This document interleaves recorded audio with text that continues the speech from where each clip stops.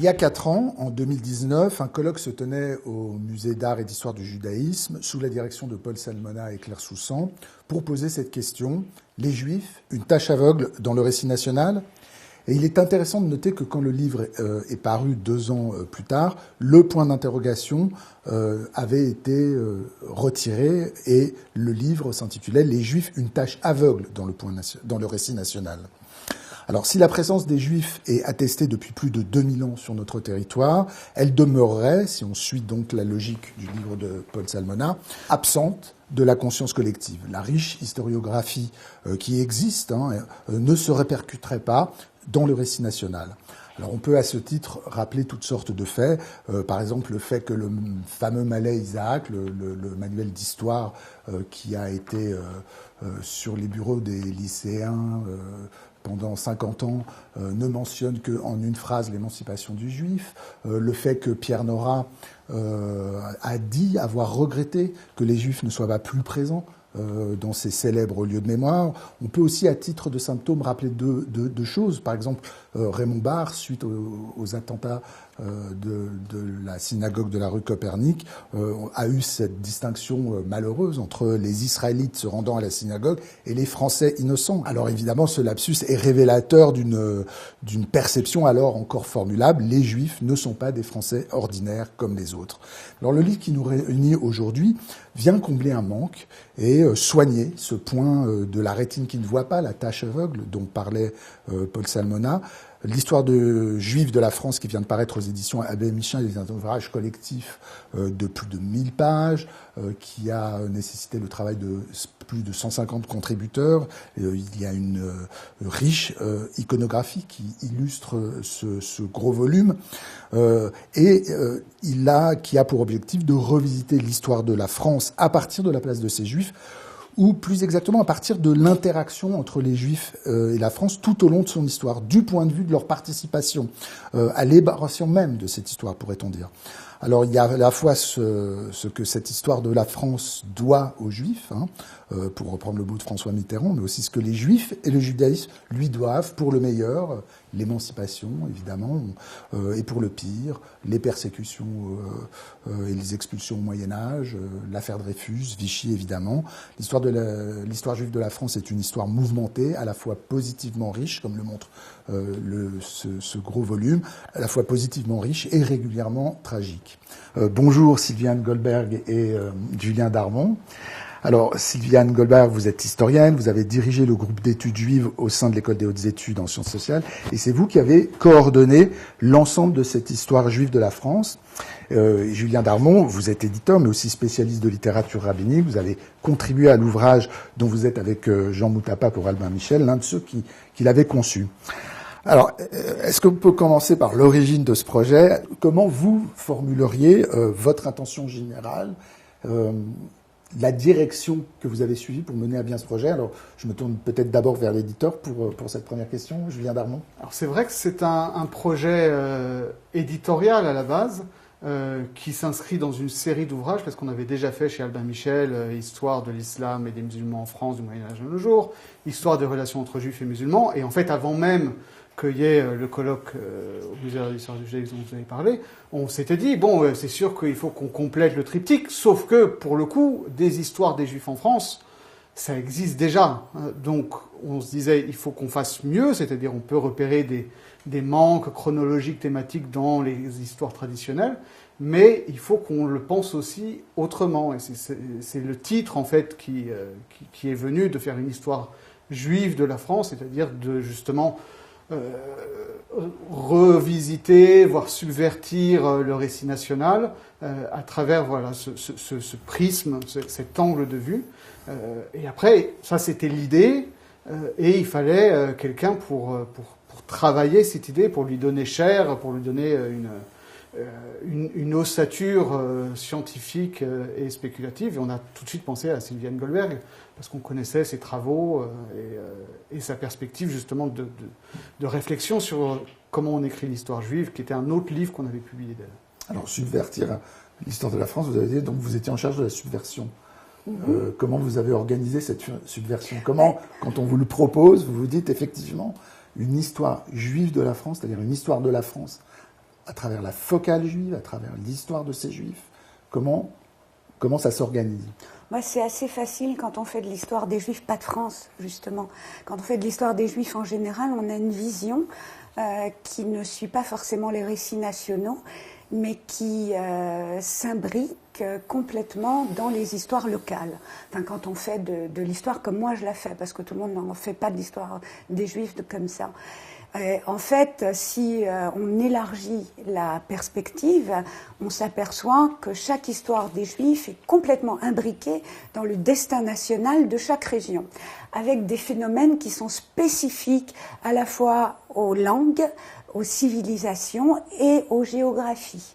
C'est ce qui permet de repérer immédiatement d'où les Juifs viennent et quelles sont leurs traditions et ainsi de suite. Ce que cette histoire a de particulier, c'est vrai, on parle des Juifs tout le temps, du début à la fin, mais on n'en parle que dans la perspective de l'histoire de France. Et c'est en ce sens que c'est original, et c'est peut-être la partie la plus subvertive de mon rôle. On comprend bien, une histoire juive de la France, il s'agit de faire une histoire de France, oui, dans une perspective particulière, mais une fois qu'on a dit ça, plein de solutions sont possibles. Enfin, oui, plein de mais choix moi, ce qui sont m'intéresse, possibles. c'est de montrer comment on peut faire autrement de l'histoire. Sinon, il y a 1001 manières de faire de l'histoire. Et en général, quand on fait de l'histoire des Juifs, en général, on est branché, en général, sur un certain type de modèle qui est issu, en gros, de l'école allemande du 19e siècle.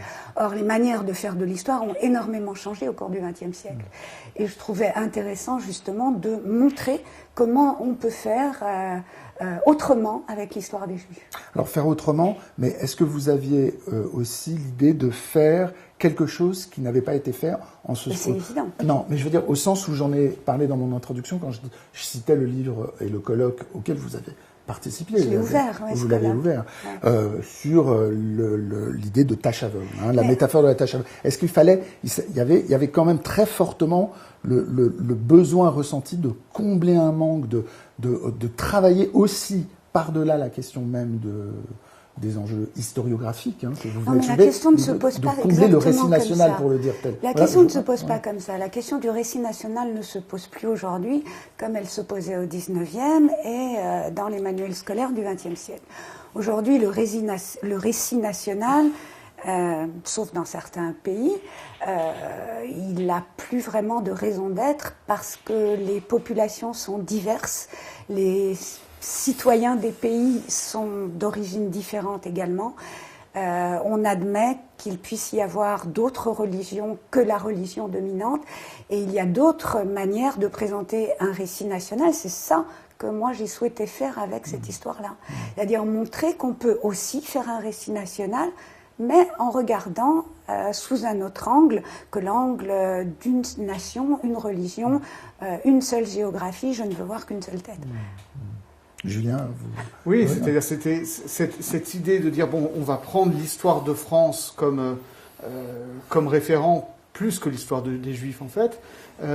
C'était une contrainte créative un peu à l'Oulipo, c'est-à-dire que ça obligeait d'une part à avoir une continuité chronologique sur toute l'histoire de France, alors que typiquement dans les autres histoires des Juifs de France, on va sauter en gros de la prétendue dernière expulsion de 1394 jusqu'à 1791. Donc on était obligé de se dire mais qu'est-ce qui se passe à ce moment-là pour des Juifs en France alors qu'ils sont censés ne pas être là, et pour un fait juif en France dans une culture française qui est la grande culture classique, par exemple. Ça obligeait aussi de fait à se dire, et c'est quelque chose qu'il faut dire, parce que j'ai vu des commentaires de gens qui n'avaient pas lu le livre, mais comment vous pouvez parler d'histoire de France pour des époques, je veux dire, avant le XVe siècle, alors que la Provence, c'est pas la France. Oui, mais justement, c'est ça qu'on essaye de problématiser. C'est-à-dire, est-ce que cet espace qui est aujourd'hui notre espace national a un sens aux différentes époques ou pas? Et comment, en réalité, ces espaces géographiques de l'Hexagone, pour le dire rapidement,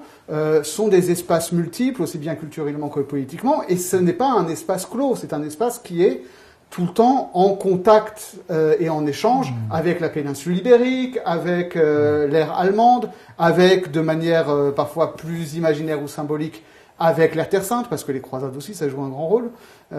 Et comment est-ce que les Juifs peuvent être un vecteur. Il ne faut pas non plus surdéterminer les choses.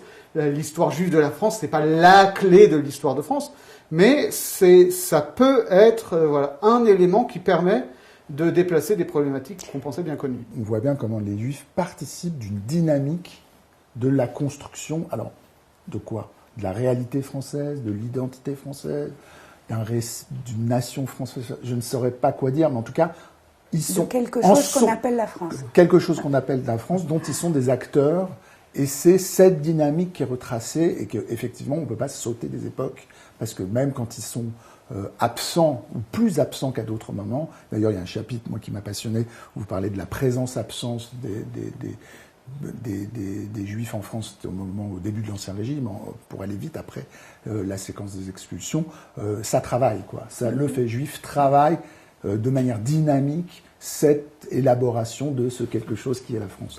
Mais, pardon, oui, Julien. Oui, et ça le travaille aussi au niveau d'un imaginaire qu'on retrouve jusqu'à aujourd'hui. Je me rappelle, l'année dernière, alors qu'on était en train de travailler dessus, je ne sais plus quel irresponsable politique avait dit que le grand drame, c'était que la France avait, à partir du 19e, 20e siècle, ouvert ses portes à l'émigration, alors qu'avant, la France n'avait jamais été une terre d'immigration. En fait, la France n'était pas une terre d'immigration, par exemple, sous l'Ancien Régime, tout simplement parce que c'est son territoire qui se déplaçait. C'est-à-dire que pourquoi, pour ce qui nous concerne, tout d'un coup, il y a des Juifs messins ou alsaciens qui se retrouvent en France, parce que le royaume s'étend à la région Messine et à l'Alsace.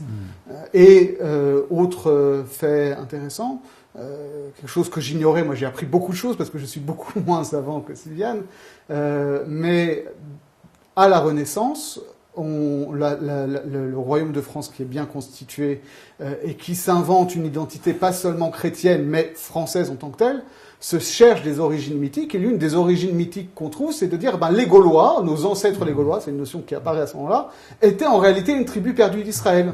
Au même moment où les Anglais ont le même mythe de British Israelism, c'est à peu près les mêmes années, donc c'est intéressant de montrer, au-delà des faits réels, comment est-ce que ce fait juif ou israélite, au-delà du référent purement biblico-chrétien, peut travailler et modeler un imaginaire.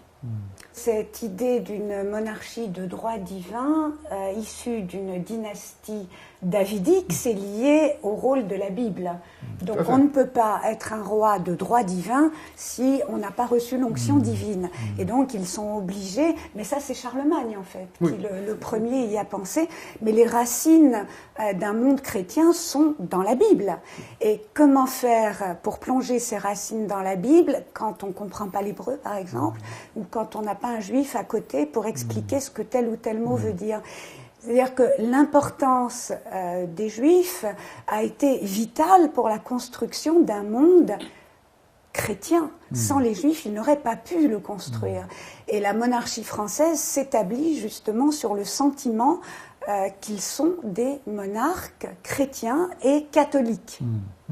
D'où l'importance à la fois de l'héritage juif et de la compréhension de cet héritage juif dont ils ne peuvent pas se défaire, parce que s'ils se défont de l'héritage juif, qu'est-ce qui reste du christianisme? Je voudrais quand même qu'on dise quelque chose des choix qui concernent, disons, la périodicisation que vous avez décidé. Il y a 4 grandes parties à ce livre qui sont marquées par des césures très fortes. Donc comment, déjà, c'est un geste historiographique que de périodiciser, que de marquer des césures. Voilà, comment vous les pensez? Les ruptures sont à la fois des ruptures factices, parce que, par exemple, après l'expulsion des Juifs, il y a continuité d'une présence juive, mais qui est une présence virtuelle, si on veut. C'est une présence qui imprègne la culture, qui imprègne les cathédrales, les bibliothèques. C'est quelque chose qui est plus dans l'air, je dirais, ou visuellement, qui imprègne les objets et les choses, que dans l'histoire elle-même, puisque la France dit qu'il n'y a plus de juifs, en fait, sur son territoire, ce qui est faux. Parce que, en fait, il y en a toujours dans des poches habitées par les juifs. Mais ce qui est intéressant, c'est comment la France, elle, perçoit la présence des juifs à ce moment-là. Il n'y en a plus. Il n'y en a plus jusqu'à la Révolution française. D'où l'importance attribuée aussi au processus qui conduit, non pas à la date, mais au processus qui construit la Révolution et la République française, parce que c'est le moment où, selon moi, l'histoire des Juifs rejoint l'étendard républicain, au sens où les Juifs deviennent le symbole métaphorique de l'égalité des droits et de la liberté des citoyens. Et c'est quelque chose qui est transporté au niveau européen d'une part, qui va jusqu'aux États-Unis de l'autre. Enfin, c'est vraiment l'emblème de la Révolution française. Je voudrais soulever deux problématiques qui sont transversales dans le livre. Celle de la manière avec laquelle vous avez le souci très régulièrement de montrer à quel point ce qui se passe sur le territoire français, dans l'histoire juive de cette France, sur la longue période, agit sur le judaïsme tout court, j'allais dire, sur le judaïsme général. Alors, j'aimerais que vous développiez cette question-là, c'est-à-dire qu'il y a évidemment l'idée que 95% des Juifs du monde à cette époque-là vivent dans l'espace, dans ce qu'on pourrait appeler l'espace européen, que la France a une position centrale dans cet espace-là. Mais je pense que par-delà ce simple constat, il y a vraiment l'idée de montrer la manière avec laquelle le judaïsme qui a eu lieu ici innerve par-delà son territoire. On peut le prendre de deux côtés. On peut le prendre par le Moyen-Âge et on peut le prendre par la modernité. Donc par Rachi et par l'émancipation. Absolument. En gros, c'est ça. Ouais. Ce sont les deux vecteurs qui guident à peu près toute l'histoire des Juifs. Si on le prend par le Moyen-Âge, on voit tout le judaïsme ashkénaze qui finalement va être... alors vous avez utilisé le mot innervé, je trouve que c'est vraiment une très très belle manière de dire les choses, parce que on va arrêter de penser que ce judaïsme-là vient de France, ça va devenir simplement le judaïsme. C'est-à-dire ce que les écoles françaises ont posé comme norme à l'intérieur du judaïsme ashkénaze, c'est tout le judaïsme ashkénaze qui en est imprégné. Ce qui étaient les pratiques françaises, comme il se définissait le minhag tsarfati, au Moyen-Âge, ça devient le minhag ashkénaze tout court. Donc c'est quelque chose qu'on va retrouver partout dans le judaïsme ashkénaze. Si on prend les commentaires de Rachi, on le retrouve dans le judaïsme entier. C'est plus seulement ashkénaze, c'est tous les petits-enfants juifs du monde qui vont apprendre à lire avec Rachi. Et y compris jusqu'au Yémen et très absolument. Tôt après. C'est-à-dire Rachi ne met pas 300 ans pour arriver au Yémen, ça prend quelques décennies. Et tu parles du judaïsme ashkénaze, mais c'est pas que le judaïsme ashkénaze. C'est ce que j'allais dire. Alors, Non, mais vas-y. Je défends la séphardité ici. C'est-à-dire que la France du Nord, selon une certaine modalité, et la France du Sud, selon une autre modalité, vont être des vecteurs de connexion du judaïsme. Alors, je vais dire de la péninsule ibérique, parce que séfarade, c'est peut-être un peu problématique, mais d'abord du judaïsme catalan, c'est-à-dire que dans l'histoire du judaïsme de la péninsule ibérique, vous avez quand même deux phases. Il y a la phase, on va dire, islamique d'Al-Andalus, où on parle arabe, et ensuite va y avoir la phase de l'Espagne chrétienne, qui va être, où le judaïsme catalan va être un grand vecteur. Or, le judaïsme catalan, depuis l'époque carolingienne, il est beaucoup plus rattaché à l'espace provençal et de ce qu'on appelle à l'époque carolingienne la Francie occidentale, que du reste de l'Espagne. Et donc, tout ça va s'imbriquer, et de fait, l'étude talmudique des tosafistes va profondément... À la française, c'est les écoles françaises d'Évreux, de Sens, de Ramrupt, de Rouen, etc., où les maîtres comme Nachmanide vont venir se former et importer ça. Et donc, c'est ça qui va créer aussi bien au niveau de la méthode d'abord des textes bibliques à travers le commentaire de Rachi qui devient incontournable, que de l'étude talmudique où le commentaire de Rachi et des tosafistes deviennent incontournables, qui vont modeler le judaïsme mondial dès le Moyen-Âge, et encore plus, comme tu le disais, à partir du moment où l'imprimerie arrive, et où on va donc imprimer la Bible et le Talmud avec le commentaire de Rachi et le commentaire des Tosafot. Et à ce moment-là, voilà, c'est ce trésor du judaïsme français qui va être la base du judaïsme mondial en Lituanie, au Yémen et moi, en Israël. Je voudrais enfoncer le clou. La manière d'allumer les bougies de Shabbat, les normes de la cacheroute, la cuisson des matzot à Pessah, la manière de décider si un vin est cachère ou pas, tout ça, ça s'est fait ici. Et c'est quelque chose qui est passé dans le judaïsme en général, sans même parler de ce dont Julien vient de parler, le petit judaïsme au quotidien, celui qui fait la vie de tous les juifs, la plupart des petites choses de cette vie quotidienne, ça a été pensé, mis par écrit, transmis par ces écoles françaises. Donc effet, là pris par un exemple d'un certain moment du judaïsme français, j'ai un peu du mal à le dire pour des périodes aussi lointaines que celle du XIe siècle. En tout cas, eux le disent. Non, parce que eux le disent. Oui, c'est vrai. Mais bon, on connaît évidemment l'effet absolument phénoménal du 27 septembre 1791 et de la manière avec laquelle l'émancipation a eu un rôle d'inflammation en fait du monde juif européen. On va peut-être pas. Enfin, vous en parlez longuement, vous montrez très bien aussi d'ailleurs comment c'est pas un événement qui arrive comme ça ex nihilo 3 ans après le début de la Révolution française, mais que c'est un élément qui a été, pour ainsi dire, perlaboré par des dizaines d'années, qui est commencé à Vienne. Oui, et qui a des ramifications bien au-delà de la France. Mais me vient une autre question, parce que, évidemment, encore une fois, on ne peut pas s'arrêter longuement sur tout. Il y a un souci, d'ailleurs, que vous exprimez dès la 4e de couverture de votre livre, c'est de montrer une histoire juive de la France où les juifs sont des sujets, des sujets actifs, des sujets... des acteurs. Des acteurs de l'histoire, alors qu'effectivement, on a l'habitude de penser une histoire... via la question des persécutions, des discriminations, comme où les juifs sont des sujets qui subissent une histoire qui leur tombe dessus littéralement. Alors évidemment, elle leur tombe dessus très très souvent, mais ça se dialectise avec des moments de très grande activité, quoi. Je pense que ça c'est quelque chose. On sent que ça a été un souci permanent chez vous de témoigner de cette activité. Partout. Mais la difficulté qu'on a eue aussi, c'est... Non, mais vous répondez rapidement, mais ça ne va pas forcément de soi. Je veux dire, ça ne va pas forcément de soi, c'est pour ça que surtout, ce qui ne va pas de soi, si tu me permets, c'est à partir du moment où ils sont actifs et où en réalité ils peuvent être actifs parce que tout simplement ils ont un statut juridique, un statut politique, etc. Dans quelle mesure ils sont acteurs en tant que juifs ?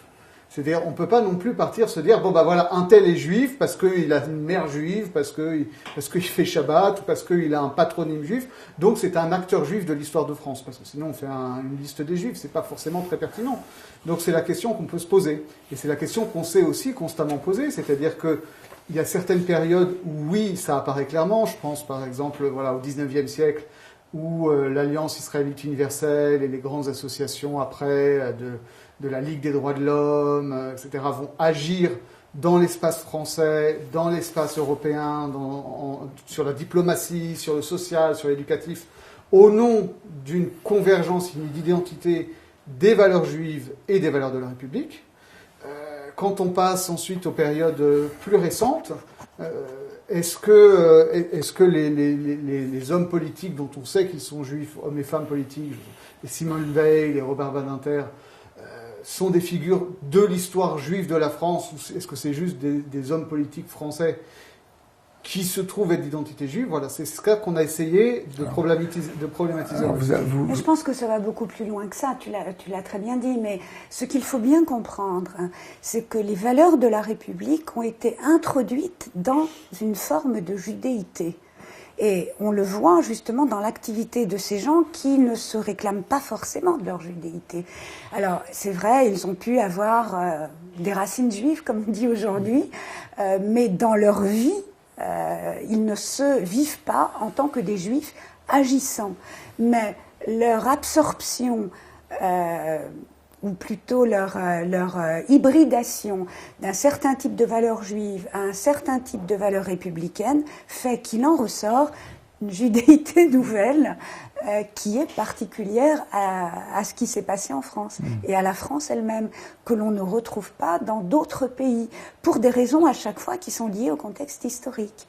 Ce dont les Juifs ont bénéficié en France, c'est-à-dire l'émancipation complète, alors qu'ils n'ont eu que des émancipations limitées ou remises en question dans les pays germaniques ou dans l'Empire des Habsbourg, par exemple, a fait qu'il n'y a pas eu ce mélange d'un héritage de valeurs juives avec une introduction des valeurs qui sont les valeurs de la République. Ça, c'est quand même quelque chose d'assez particulier.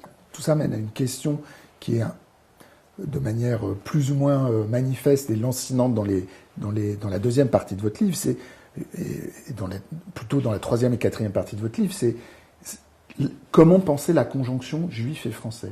Français-juif, juif et français. On sent bien qu'il y a toute forme de modalité possible. Vous venez déjà d'en dire quelque chose. Quelque chose on va parler de franco-judaïsme à un moment donné. Donc, moi, j'aimerais que vous me donniez vos impressions sur sur comment on pense cette conjonction, ce petit mot, la copule et français et juif, juif et français. Qu'est-ce que ça signifie? Français d'abord, juif d'abord. Ça dépend pour qui. Il n'y a pas de généralité à tirer. Vous avez des gens qui... Pas de généralité. Oui, justement. Vous avez toutes sortes de gens. Mais ça devient un problème. Enfin, en tout cas, c'est un problème pour qui? Je pense que c'est un problème. En tout cas, il y a quelque chose comme une tension objective qui se manifeste et qui peut. Pas forcément. Moi, je ne suis pas d'accord non plus. En fait, je pense que justement, c'est quelque chose qu'on démontre. C'est-à-dire que c'est vrai qu'on a titré un chapitre juif français ou français juif, mais ce qui me semble ressortir à la lecture, parce que moi je suis avant tout un lecteur de ces textes-là, c'est que les juifs émancipés et en fait pas aussi rapidement intégrés, mais en fait très rapidement intégrés, pour eux, ça n'est plus une question, en gros, à partir de 1830, ils sont complètement français, ils sont complètement juifs, et c'est quand ils se nomment israélites avec une majuscule, c'est ça que ça dit, c'est qu'ils sont fiers d'être français, ils sont fiers d'être juifs, et ça ne pose pas de question pour eux, c'est devenu une évidence, alors que pour le coup, en Allemagne, jusqu'à très très très tard, ça reste problématique. Et ce qui est un problème pour les juifs allemands, ça n'est pas en France. On le voit dans les institutions. C'est-à-dire qu'en Allemagne, la science du judaïsme, ce sont des associations savantes qui sont faites avec des juifs et avec que des juifs, alors que les mêmes qui vont venir en France, ils ont des postes au Collège de France. Parce qu'en France, tu peux avoir un poste au Collège de France en étant juif, alors qu'en Allemagne, avoir un poste d'université, c'est pas possible. Pareil pour la musique, tu peux avoir un Offenbach qui vient en France et qui crée le grand opéra français. Alors qu'en Allemagne, un Mendelssohn est obligé de se convertir. Donc, en réalité, c'est ça qui est surprenant, c'est que à la période où on croit qu'il y a le plus de tension, il y a moins de tension. Et cette tension, c'est vrai qu'il va y avoir... une tension qui pouvait survenir chez des individus subjectivement comme des événements qui leur appartiendraient en propre. Et dans l'histoire de l'israélitisme français, il y a quand même une histoire, il y a quand même l'affaire Dreyfus, il y a quand même toutes sortes d'événements qui peuvent mettre des sujets juifs en crise, tout simplement. Enfin, plus ou moins, mais en crise. Oui, mais sur le fond, de Bernard Lazare à sur le fond d'une roman je sais pas, à Swann dans La recherche du temps perdu. On a vu toutes sortes de personnages. Mais sur le fond qui sont pour moi en tension, c'est ça que je veux dire. Sur le fond d'une identité française qui est depuis longtemps acquise. Alors après, il y a des choses qui viennent poser question, une émergence soudaine d'un antisémitisme au moment de l'affaire Dreyfus, l'arrivée effectivement des Juifs d'Europe orientale dans les années 1890-1920, puis des Juifs d'Afrique du Nord dans les années 50-60, où il y a un autre type de Juifs, mais ça remet en cause comment être juif, mais pas forcément le fait qu'on est à la fois juif et français. Ça, j'ai l'impression qu'il n'y a pas de problème, je me trompe peut-être. Mais... Non, Non, je pense que tu vois bien les choses. La question de l'être juif, pour en tout cas ceux qui sont alsaciens, lorrains, issus du comtat venessin, ceux qui ont fait donc ce franco-judaïsme, elle ne se pose pas. Pour eux, en quelque sorte, j'allais dire être juif, c'est être français, quoi. Et c'est pas une formule réductrice essentiellement, même si ça peut sonner comme ça.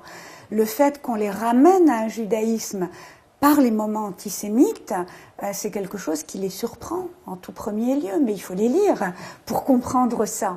La question de être juif et être français, ou d'une tension entre les deux, intervient à partir du moment où la République française est prise en défaut.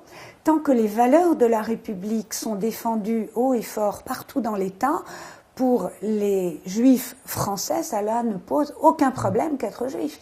Ils sont juifs à la française. Et ils le revendiquent et ils le disent. Ils ne sont pas juifs comme les autres juifs. D'où le problème.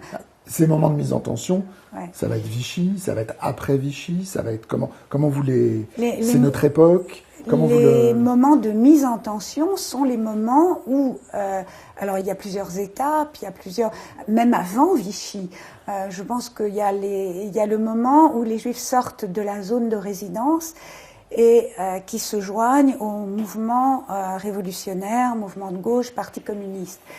Ils représentent une altérité qu'on renvoie à ces Juifs français comme étant en plus juifs, déviants parce que communistes, révolutionnaires, etc., dans lesquels ils ne se reconnaissent absolument pas. C'est-à-dire qu'ils ne remettent à aucun moment en cause leur francité, ni leur judaïsme, mais ne se reconnaissent absolument pas dans le judaïsme de ces gens-là, qui se revendiquent aussi comme juifs. Vous avez des juifs qui arrivent de la zone de résidence, ou juste après la révolution russe, et qui disent « être juif, c'est faire la révolution ». Non, pour les Israélites français, non, c'est pas ça être juif. Et dans les années 68, il y a les Juifs qui font la révolution. Et attendez, c'est un exemple, mais il y en a d'autres. Il y en a d'autres. Sans pouvoir dire qu'ils sont juifs, alors qu'il y a quelque chose à voir avec leur histoire juive. Mais attendez, si on reste dans la chronologie, à part ceux qui disent qu'être juif, c'est faire la révolution, il y a aussi ceux qui vont arriver au début du XXe siècle, au moment... donc après la Révolution russe, quand il y a déjà eu le partage, au moment où la Pologne déclenche ce qu'on a appelé la guerre des Juifs, vont arriver des flots de Juifs d'Europe orientale qui ne reconnaissent pas le judaïsme français, qui ouvrent leur propre consistoire et qui disent que ce judaïsme-là n'est pas cachère. Comment font les Israélites français? Ils continuent à aller à la victoire à Julien Lacroix. Mais les petits oratoires, la cacheroute de ces juifs-là, c'est pas la même que la leur. Ce n'est pas leur judaïsme. Et alors, bon, on peut remonter dans le temps. Avant 68, il y a aussi ceux qui viennent avec la décolonisation et qui ne se reconnaissent pas forcément non plus, ni dans le judaïsme oriental, ni dans le judaïsme consistorial. C'est vrai que c'est un paradoxe des juifs qui arrivent du Maroc, d'Algérie et de Tunisie, parce que pour le coup, pour les Juifs d'Algérie, évidemment avec le décret Crémieux, mais même pour les Marocains qui choisissent la France parce qu'ils ont un lien avec la culture française, pour le coup, eux arrivent avec déjà leur interprétation de qu'est-ce que c'est qu'être à la fois juif et lié à la France, et qui se retrouvent heurtés à des gens qui leur disent « Mais non, mais vous êtes des juifs arabes, en fait. » Et c'est des choses qui perdurent dans la mémoire familiale. Moi, je sais que mon père me racontait que quand ils sont arrivés... on ne mettait pas le mot juif, hein. On disait qu'ils étaient arabes, voilà. tout simplement. Et quand ma grand-mère est arrivée veuve avec ses 2 enfants en 61 à Marseille, alors qu'elle-même était d'origine italienne, et qu'elle arrivait pour trouver un travail de femme de ménage dans une piscine, et la première chose qu'on lui a dit, c'est « Ah, mais vous êtes une Française du décret Crémieux ». Et elle est rentrée dans une rage folle en disant « Mais je suis plus française que vous !» Avec son accent pied noir, moitié italien, moitié machin, etc. Et pareil, quand les Marocains sont arrivés et qu'on les a dispatchés un peu partout, c'était Paul Fenton qui nous racontait ça, non, c'était d'autres, c'était des Algériens, mais du sud, de Gardaïa. Donc, qui eux n'étaient pas français par le décret Crémieux, parce que c'était des territoires qui n'étaient pas des départements français à l'époque. Et on les a mis dans un village en Alsace, et ils sont arrivés, alors pour montrer patte blanche, ils ont dit « Mais vous inquiétez pas, on est des bons juifs, la preuve, on va organiser la Eloula de Rabbi Shimon Bar Yochai. » Et les Juifs alsaciens se sont dit, mais c'est quoi ces Zoulous, quoi. Donc voilà, c'est l'identité judéo-française, elle est faite pas tellement de la tension entre une identité française et une identité juive, mais en réalité entre différentes manières d'être juif et français. Je voudrais vous poser une dernière question sur votre choix d'avoir arrêté la chronologie. Je suis désolé, ça vous contrarie que je vous pose cette question-là à la fin du XXe siècle, et donc d'avoir, j'allais dire escamoté, mais c'est péjoratif, ce que je veux dire, d'avoir méthodologiquement voulu arrêter le livre au début des années 2000. Et en fait, il y a je renvoie le petit mot de tension, dans l'avant-propos de Jean Moutapa, il dit, bon, pour des raisons méthodologiques, ça appartient à l'actualité, c'est un problème de journaliste, les historiens, c'est difficile d'aborder les questions qui viennent de se passer depuis 25 ans. Puis par ailleurs, il dit, mais ces livres, en même temps, plus haut dans le texte, il dit, mais ces livres servent à déconstruire nos préjugés et à permettre à lire notre actualité. Il dit ça. Et effectivement, c'est vrai qu'il y a des choses, en lisant dans votre livre, où on comprend mieux des situations objectives, mais aussi des situations subjectives, on pourrait presque dire des logiques d'affect qu'on peut avoir face aux événements dont on est les contemporains. Pourquoi cet arrêt à un moment où il me semble qu'il y a un moment clé dans l'histoire on parlait de français et juifs. Quelque chose s'est passé, il me semble, depuis 20 ans. Alors, comment vous décidez, effectivement, de suspendre à un moment donné la période? Parce qu'on reste un livre d'histoire. On n'est pas un essai journalistique, justement. Et toute la différence est là. Depuis 20 ans, il y a une histoire qui est en train de se faire, qui va s'écrire. Mais pour le moment, nous n'avons pas les données qui nous permettent de dire quelque chose. Si on avait dû continuer jusqu'au moment où moi je suis rentrée dans le projet, on aurait dit le judaïsme français c'est fini, tous les juifs s'en vont, il n'y en a plus, ils partent tous, ils vont tous en Israël. Si on l'avait fini aujourd'hui, je serais obligée de dire regardez, ils reviennent, ils sont partis mais ils reviennent. Donc on ne peut pas dire des choses sensées sans avoir le recul suffisant pour pouvoir dire des choses qui ne seront pas devenues simplement dépassées dans 15 jours. C'est-à-dire, il y a une actualité, c'est la vie quotidienne, mais on veut quand même être un livre d'histoire. Enfin, d'histoire au sens historique du terme. Et je pense, c'est une des conditions que j'ai posées, tout de suite. On ne fait pas du contemporain brûlant, sinon ce n'est plus de l'histoire. Enfin, pas de l'histoire au sens où je l'entends. En fait, je dirais même que depuis la création de l'État d'Israël, l'histoire de tous les Juifs, pas seulement des Juifs de France, mais l'histoire de tous les Juifs est en train de se transformer. Mais ça fait à peine 70 ans. Nous avons un tout petit peu de recul sur les premières années, mais nous n'avons pas idée de ce que cela va devenir. Surtout à un moment, je dirais comme aujourd'hui, où même l'avenir de cet État est en suspens. Mais en même temps, les retentissements que la création de cet État a eu sur toute l'histoire des Juifs, nous ne pouvons pas encore le mesurer dans toutes ses dimensions. Alors là, pour l'instant, pour précisément, j'allais vous poser la question. La création de l'État d'Israël, c'est bien avant ces 20 dernières années que vous avez mis. Bien sûr. Mais la question, il ne me semble pas que la question, ou alors peut-être j'ai pas tout lu et mal lu, il ne me semble pas que la question de la manière avec laquelle la création de l'État d'Israël, dans un contexte historique très particulier, c'est-à-dire la séquence Shoah, création d'Israël, 3 ans, 5 ans, vient absolument percuter, modifier complètement les rapports que les Juifs peuvent avoir à l'Europe en général et à la France en particulier. Et que là, il y a quelque chose où Français et Juifs se déclinent complètement autrement. Et ça, on sent que c'est d'autant plus inflammable aujourd'hui. Je rappelle qu'on enregistre cette émission 10 jours après des événements catastrophiques qui risquent de ne pas se terminer demain. Mais comment dire j'ai l'impression de vous poser une question qui est à la fois dans le livre et un peu hors du livre. C'est-à-dire comment la création de l'État d'Israël, comment la manière avec laquelle les Français juifs regardent Israël, ils pensent... Alors, ils n'ont pas tous la même manière de le regarder. Bien sûr. Bien sûr, évidemment, bien sûr. Mais comment ça modifie le paradigme, on pourrait dire, selon vous ? Je pense que ça transforme profondément l'identité juive, et pas forcément et pas essentiellement celle des Juifs qui se réclament du sionisme.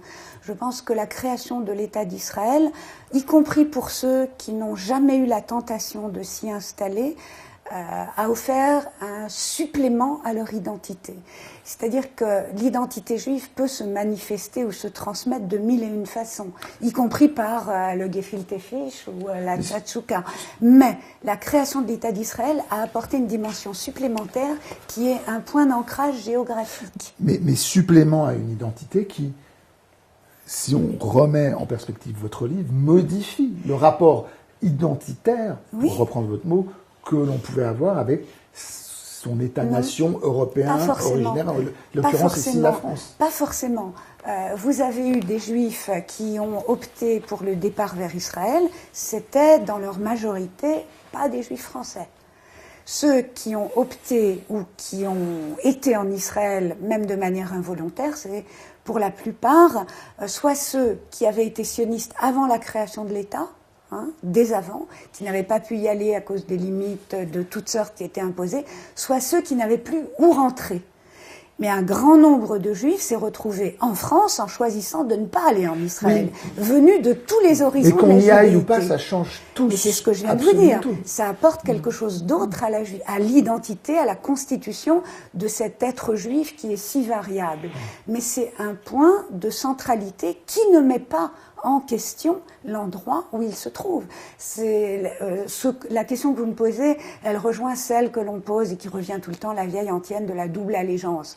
C'est pas du tout comme ça, je crois, que la chose s'est posée pour la plupart des Juifs. Non, si je peux aller dans ton sens, à la lecture de ça, parce que je n'ai pas vécu ces choses-là, mais le point de bascule, c'est beaucoup plus 67 que 48. C'est-à-dire que 48, oui, il y a la création de l'État d'Israël, et donc, évidemment, tous les Juifs du monde sont, enfin, sauf, d'ailleurs, pas forcément tous les Juifs du monde, mais quand même une bonne partie, sont contents que ça existe, mais ça ne change pas forcément le quotidien des gens qui ont fait un autre choix. Et de fait, il y a beaucoup de Juifs qui, en 45, en 48, en 50, en 60, font un autre choix. C'est-à-dire... La preuve en est qu'il y a plus de Juifs en France après la guerre qu'avant. Ils viennent d'où ?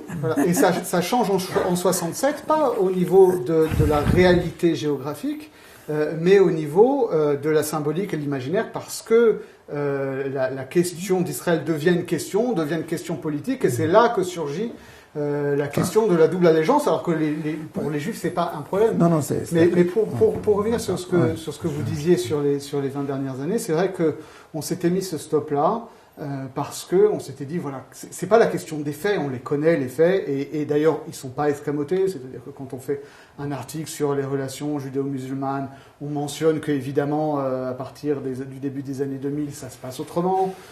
Quand on fait un article sur les attentats de Copernic et de la rue des Rosiers, on évoque ensuite les attentats de 2012 et de 2015. On sait que ça existe, on essaye de penser comment ce dont on parle en tant qu'historien peut aider à analyser ce qui se passe en l'inscrivant dans une longue durée, mais on ne pouvait pas le traiter dans ce qu'on voulait faire parce que notre objet, c'est de problématiser les choses, de donner une interprétation. C'est ça l'histoire.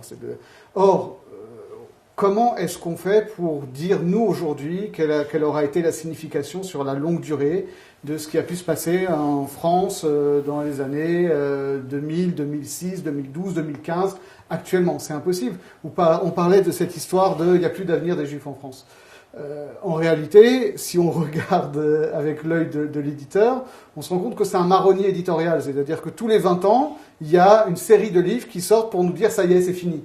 Alors, ça a été, là, vous allez en avoir, vous en aviez comme ça dans les années 2010, vous en aviez dans les années 2000, vous en aviez dans les années 80, sous une autre modalité, après la guerre de 67, tout le monde disait qu'il faut aller accueillir Mashiach en Israël, et en réalité, voilà, ça fait 60... Pas tout le monde.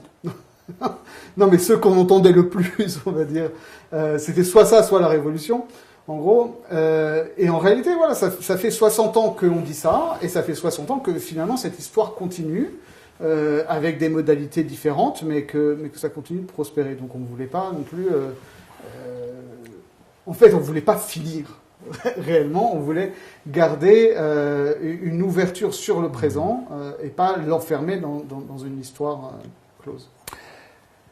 Bon, je vous remercie. On a parlé bien plus longtemps que prévu et j'espère que ça donnera envie à ceux qui vous auront entendu de l'envie, j'en suis certain d'ailleurs, de se plonger dans ce livre sur lequel on s'est attardé ponctuellement sur quelques moments, mais surtout on a essayé de montrer à quel point il y avait effectivement une pensée dynamique qu'il fallait mettre en œuvre pour concevoir un tel objet. Je vous remercie beaucoup, Sylviane Goldberg et Julien Darmon.